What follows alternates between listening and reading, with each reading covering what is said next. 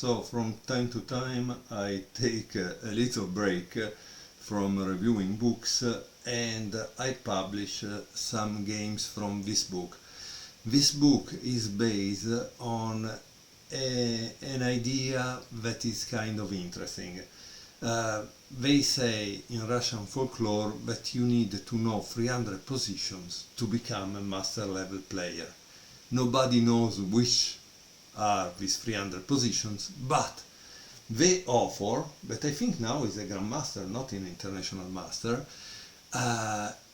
collected these 59 games from which he took out 245 positions, saying, hey, you can find the rest, no, the other 55. But that doesn't matter. What matters is that you should memorize this game, because if you know them, you will know maneuvers, tactical ideas, patterns that you should have if you really want to become a chess master, right? So the game I'm going to show you today, it's a game 3, Anderssen versus Staunton. It seems it was the game number 5 of a match they played in London 1851. Anderssen began with e4, e6, d4, g6. Wow!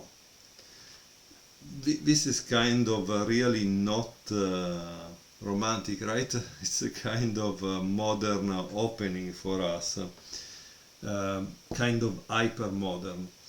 Bishop d3, bishop g7, attacking the center from far. That's the idea, instead of fighting the center right away with something direct. Bishop e3, c5, beautiful move. Why? Because if you take, boom.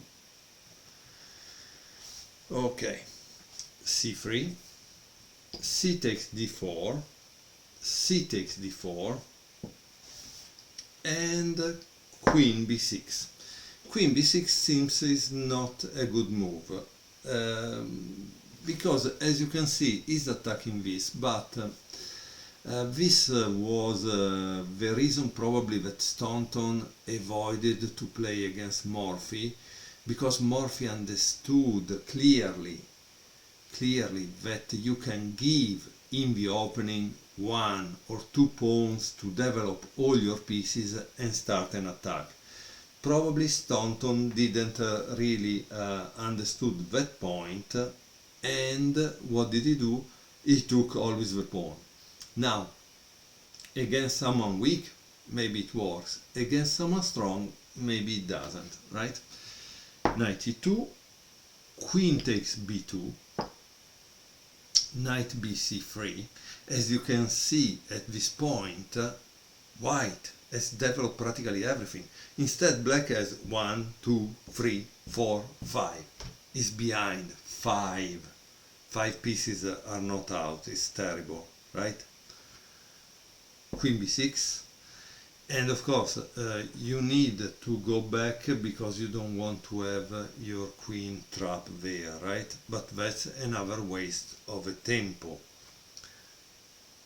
Rook c1, threatening a possible, and it becomes a mess, right?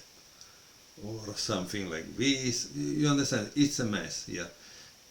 And it defends with knight a6, but what we know from the opening is that generally we like to have the pieces in the center, not on the side, because on the side they are less active. But probably to put it on c6 wasn't a good idea, right? So knight b5, bishop f8. That's interesting. Okay, as you can see, Staunton really misplayed the opening, and here he's going to lose. Castle, d6, d5, queen a5, bishop d4. Probably not the best plan, because now it gives the possibility to black to close the position and that's not what you want to do. If you have a king in the center, you want to open the lines to try to attack and keep it in the center, right? As you can see, and you will see in many Morpheus games, because there are some also in this collection. Okay, so after e5, bishop c3, queen d8, f4. Now obviously white is attacking directly this central pawn structure, black is defending, f takes e5, f takes e5, and here another move that is dubious, because what is he doing? He's letting black develop a piece, because his threat is clear, so black must react. Bishop d7, bishop b4, attacking the pawn on d6, but not so good, I think. Also bishop b4 doesn't make much sense. Knight h6, king h1, taking it away from this diagonal. Knight f7, defending d6, queen a3, and the knight c5. Now try to think what would you play if you were white, because you must find this kind of tactical moments, and as you can see, this can help you also to improve your chess, right? Because this is a real game, a match game or a tournament game. White played knight takes d6, bishop takes d6, bishop c5, bishop takes c5, and queen takes c5. Okay, so here we can see the amount of material each of the two has taken from the board, right? Okay, so the material is equal in a sense, but which of the two positions do you think it's better? It seems that white has a better position, because as you can see, he owns two files, okay? His pieces are more active, and the king is here in the center, and these two rooks, we are at move 23, are still out of the game.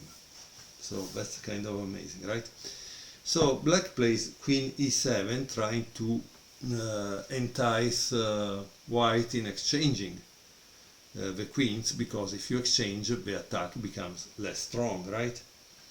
But obviously, would you accept? No, because you want to continue to attack. So white played queen c7. Black continued with knight d6, queen a5, h5. This is not really strong and doesn't solve the problem of the position. What are the problems of the position? Of course that white is attacking, right? And now we enter the 7th rank.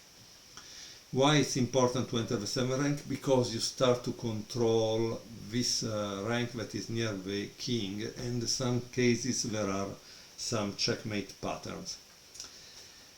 Black continues with rook f8, rook f c1,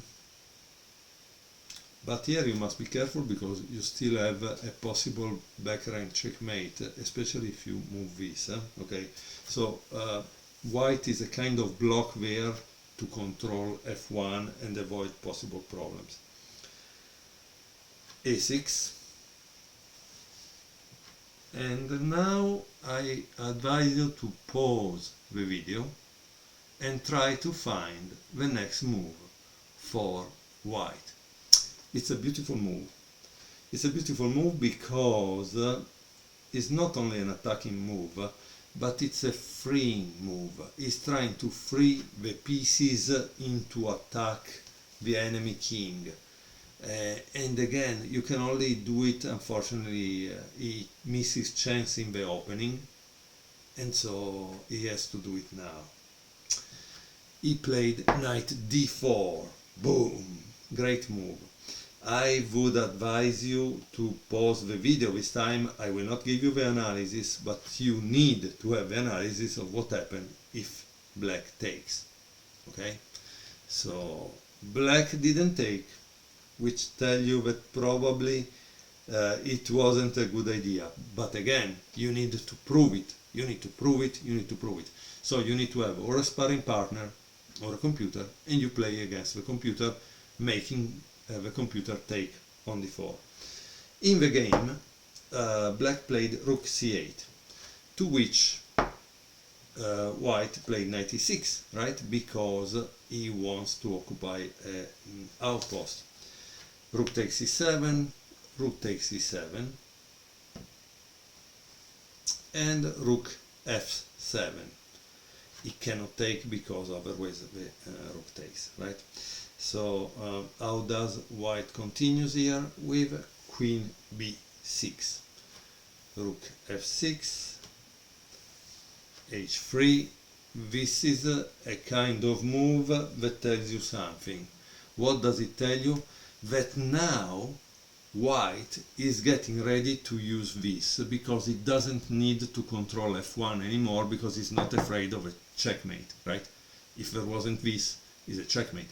So h3, it's a move that frees the king from getting a back rank checkmate. g5, and once more a beautiful move by white.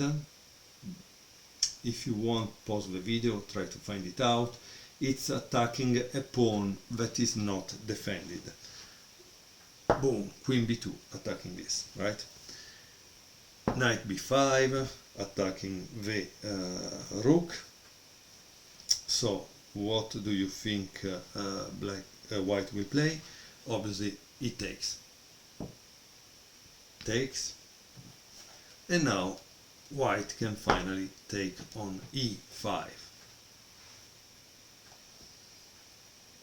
Black, on the other hand, is still trying to give a little checkmate, because he's trying to block the square that could be an escape for the king, or is trying to have the chance to give a repetition of checks, right? A perpetual check. Now this is not defended, so white can take it. Rook f1, check. Only move is king h2. Queen f6, once more trying to or exchange the queens or try to give a perpetual check. But of course, up to the moment the knight is here, it's a problem. So white continue with rook b8 check, king e7, and now things start to be bad for this king, because as you can see, also the pawn enters into the game, giving check. King f7, and now I think you can see what is the next move by white, right? Rook f8, check. King g6, rook takes f6, rook takes f6. Obviously, at this point, I think he could give up, but he doesn't give up.